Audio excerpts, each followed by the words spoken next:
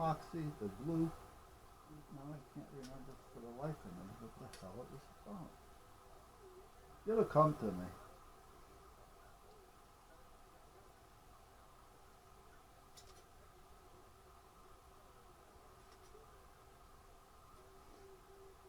And then after we finally got it done, we rented out the second floor because the wife and I didn't need 2 bathrooms. The second floor had an open floor plan. The kitchen, dining room, living room, you know, a big L. And then it had a bedroom. And then it had 3 bedrooms upstairs on the 3rd floor. But the family that rented it, the wife was into crafts, so she used to use the bedroom, her craft room, and a little sitting room for herself. And then everybody had their bedrooms upstairs. But why was I going there? Why was I going there? Well, I did have a couple of problems though. The electrician, for instance. Now the plumber, which was he wasn't a licensed plumber, but he did licensed work, if you know what I mean. He did work that would pass anybody's inspection. He was neat. He was a detective actually in West Haven, which is the town that we were doing this in. First name was Lou.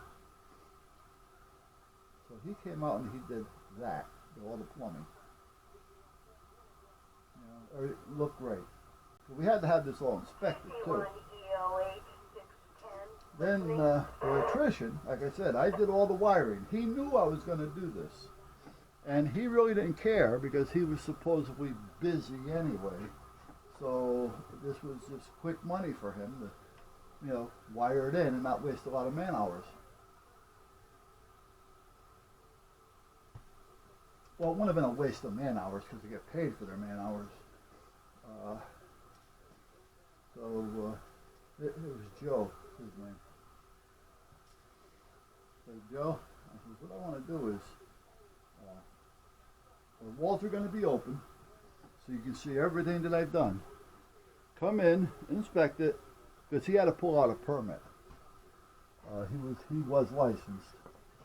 The plumber didn't have to really pull out a permit, but he did, and he did it as like a homeowner.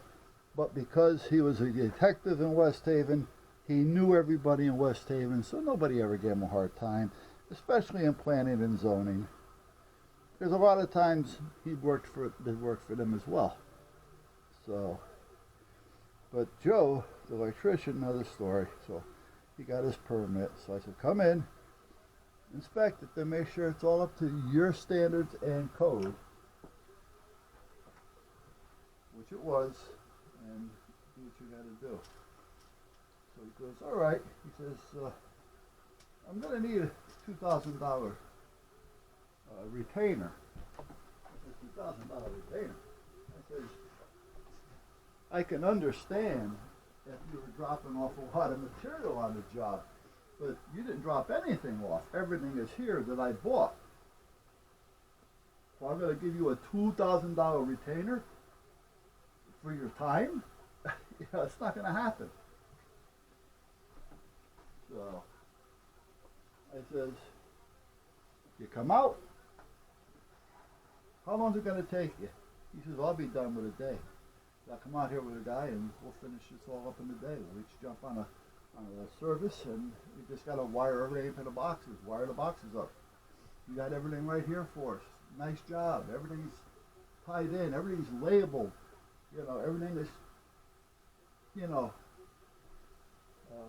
right there. So, day, less than a day. I said, all right. I said, I'm not disputing anything here. I just want to have an idea because I've got things. I want to close up the walls and things, you know. So he said, all right. So he, next thing you know, he sends his kid out to the house with a van and to do the wiring. So I said to him, I said, "Shit," I said, "You gonna do it all yourself?" He goes, "Yeah." He says, "My dad got tied up on another job. He's gonna try to get over here a little bit later, so we can finish it up, and you know, so you'll be done." All right. Next thing you know,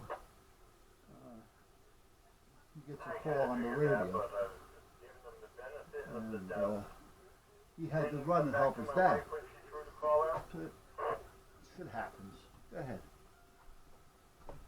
So away he goes. 2 days later, he comes back. He says, "So, how'd you make out? Everything okay?" "Yeah, everything's fine. Everything's cool." He goes, "But I got to get out of here early today because we got a lot to do." I says, "Oh," I says, "You got somebody coming over to help you to finish it up?" And again, I got things I got to do. And he says, "I'm going to get done what I can." I walked out to the truck and I took the key because he's not leaving until he finishes the job. Next thing you know, he hears the radio, you know, because they were commercial band radio. He hears the radio, he answers the radio, and he hears his father say, "All right, you got to come on over here now." He says, "We got some things we got to get done." I let him know that we'll get it done. We'll get it done. We'll be over there in a couple of days. We'll get it done. So he comes up to me and I says, "I heard it." I says, "I'm not happy about it, however." I says, "Because I got things I got to get done." So I think you should stay here and finish. "Yeah, I can't do that. I can't do that." Gets in the truck. No key. Half hour later, his dad's called. So, needless to say, he finishes it up. It's done right. I paid him. He's gone. Joe Karpinski. And he's pissed. And I'm thinking to myself, man, if he treats this kid like that, man, you know, this guy's got a problem. He needs to take some medication or something. You know, I mean, what happens if the kid did accidentally misplace the key? You got him under all kinds of pressure. You know, I mean, the key could have fallen, it could have dropped, it could be anywhere. I can't find the damn scanner. But, holy shit. So meanwhile now, the inspector comes out and looks at the breaker box, the breakers, the two services. Tony, Antonio. Now we had no steps on the front of the house right at this point because I got a set of precast coming. So the only thing we got is about 2 feet wide with cross-nailed, you know, pieces of wood. They were 2x10s, and then we put pieces of fern strip across them as a, you know, a step so you don't slip. And it had a nice incline, so you didn't have to worry about that. But we didn't have any steps on there. So the inspector comes up and he walks up to the front door and he comes in because it's all open. It's all open construction at this point. And I said, "Oh, you're here." You got? I said, "Well, we got upstairs, the 3rd floor, the 2nd floor, and right here the 1st floor." And he kind of like just, you know, and he actually did this. And he looks around a little bit. He goes, "Well, okay, I want to see the basement." So, all right. So he goes down, he checks it. He says, "Oh, okay. Joe did this? Yeah. Oh, all right. Okay. Well, he's got a permit on it. Did a good job. All right." He says, "I'll get back to you." I said, "Well, what about the other 2 floors?" He goes, "Well," he said, "I'm a little tied up right now, but I'll get back to you."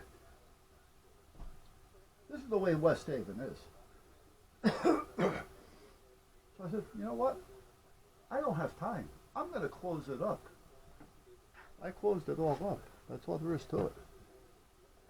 Now, the house is complete. I want to get a letter of occupancy, a release from the town.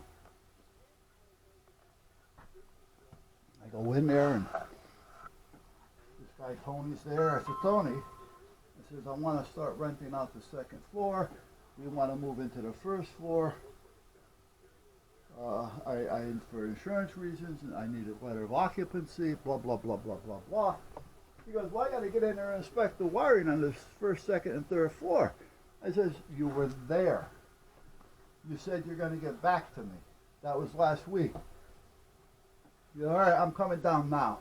Comes down, he looks around. He said, this is all closed in. How am I supposed to inspect it? That's your problem, because I'm not taking it all down. Oh, now I know what the reason was. I was talking about this wallpaper. But meanwhile, he is going rampant. He doesn't want to give me a letter, of occupancy, of clearance for the insurance companies and things.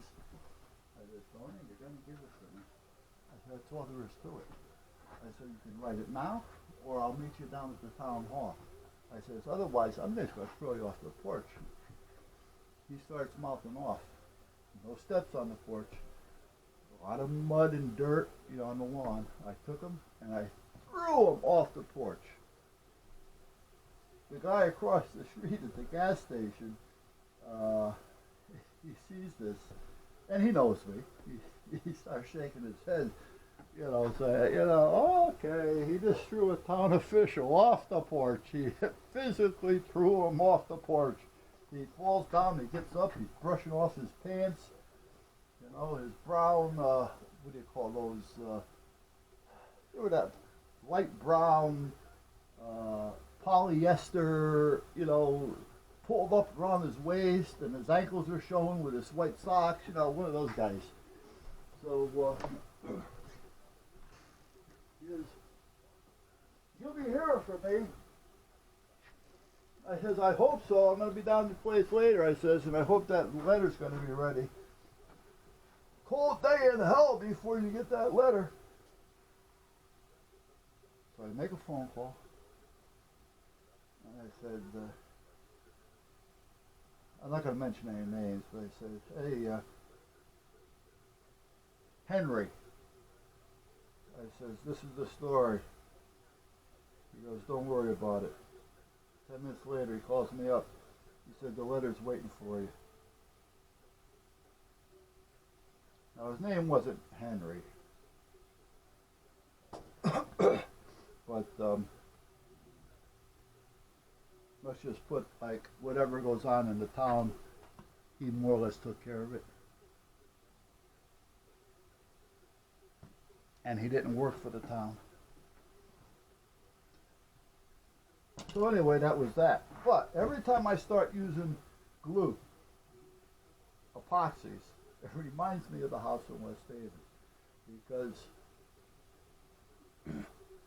we put up, I ended up with a free roll, a big roll of, where's the screwdriver? This doesn't have a screwdriver tip. A big roll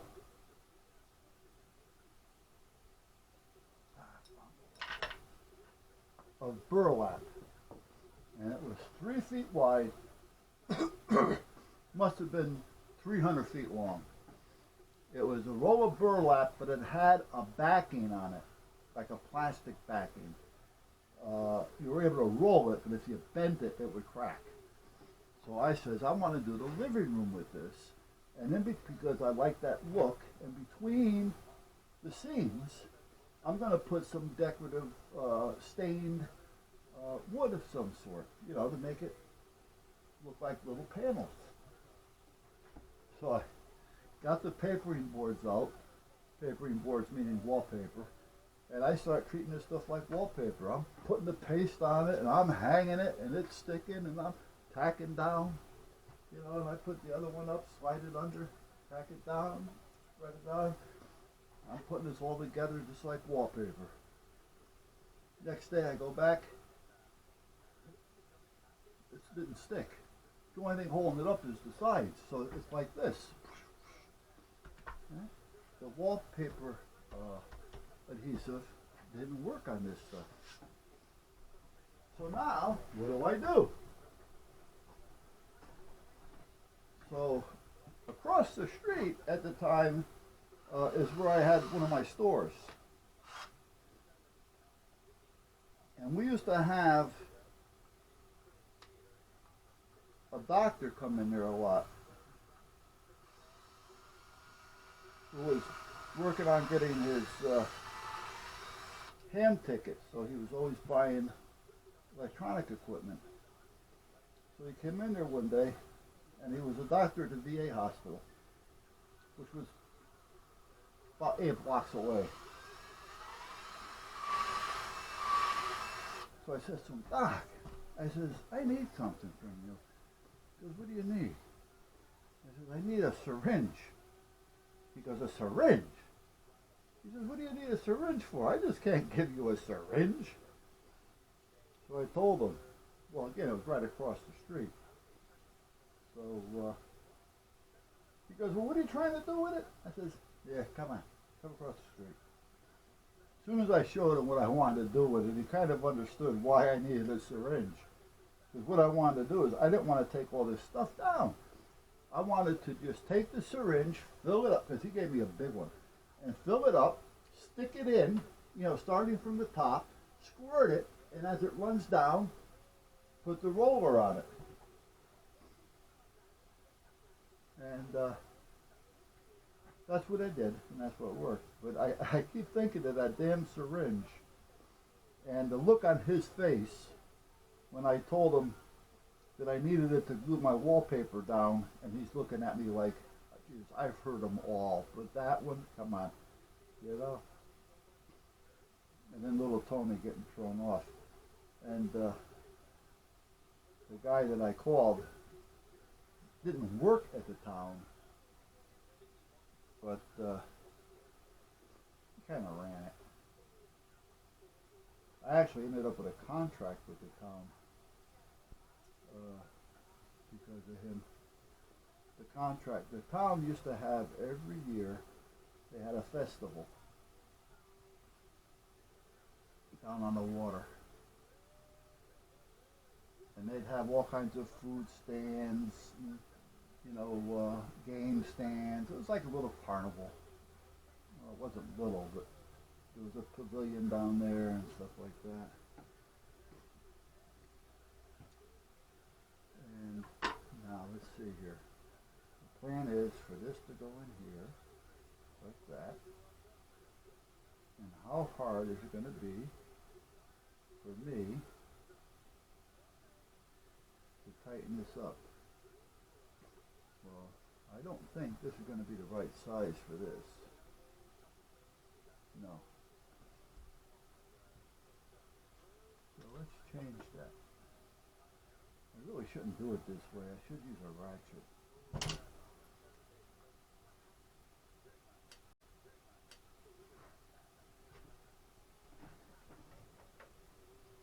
So they found that they were having a problem with a lot of the food stands getting broke into. Again, this is West Haven for you, so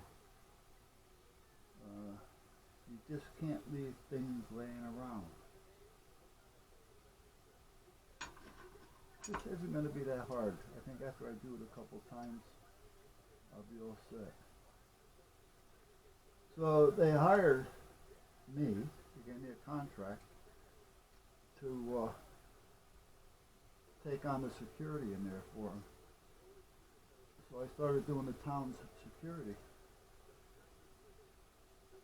And I got a hold of a friend of mine, Dave.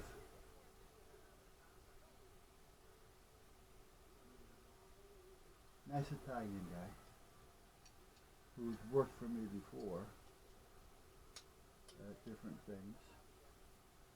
And I says, put on your uniform, put on your gun, come on down. Great. So we had that contract. for about 4 or 5 years until they started to change things.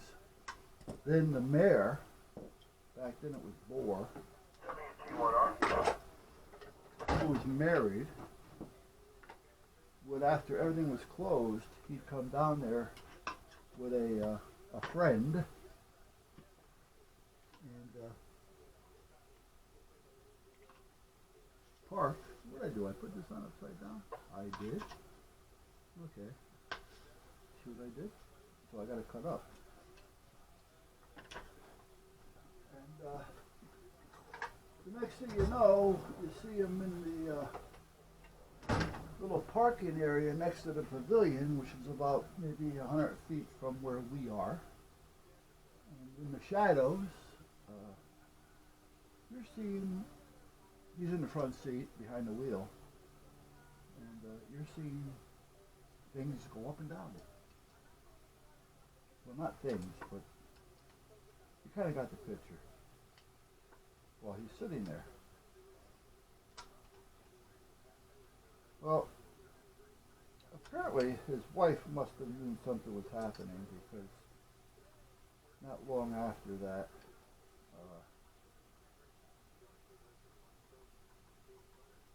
he was not living at home anymore. Yeah! Oh, okay, I'll be right there. Not living home anymore. And apparently somebody was looking to kick his ass. And he used to hang around at one of the local bars. It was called Cheers. Yeah, on Campbell Avenue. And a couple times he had to sneak out of there. So the next thing you know,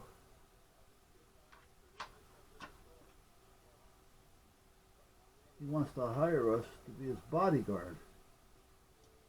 I said, boy, you got too much going on. Not going to happen. I said, if so-and-so, which is the kid that I knew, wants to do it, fine. I said, but I'm not going to get involved in watching your back when you're not going to make any changes. So there is to it. Oh, I'll change, I'll change. No, you're not. You know you're not going to change. And now that somebody's got an eye on you and looking to kick your ass, I said, now you want somebody to watch it and possibly get in trouble, take a pinch. I mean, even though you're maybe a bodyguard, doesn't mean that you're not going to get arrested if something happens. You still have to have a reason for your actions. Now, it's the mayor, but the mayor is not in good standings at this point, or wasn't. So, you know, and it's not like guarding a star. It's a little bit different.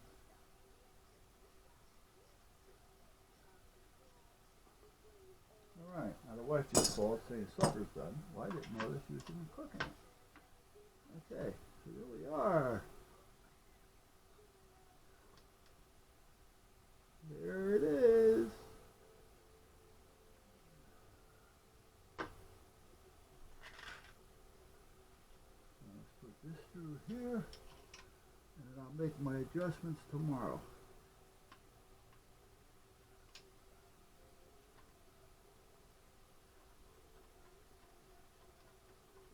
I don't like these lock nuts on here, so I'm going to have to do something about that.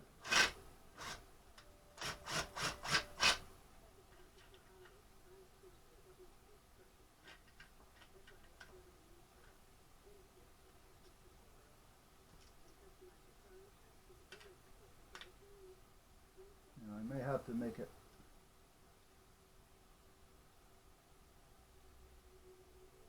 tighter than those lock nuts are going to allow me to do. this one's a different story, but this part. Okay, so now, see, this is why it would have been nice just to have it threaded through, because then I can just loosen it up and I don't need two tools to make the adjustments like I'm going to need now.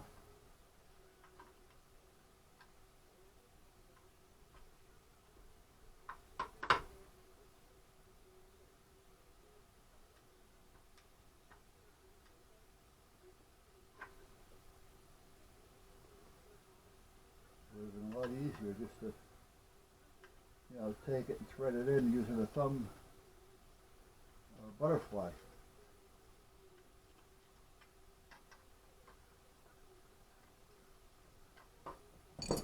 Okay, so basically there we have it. Now, it's not ready, but I could probably try it with something small.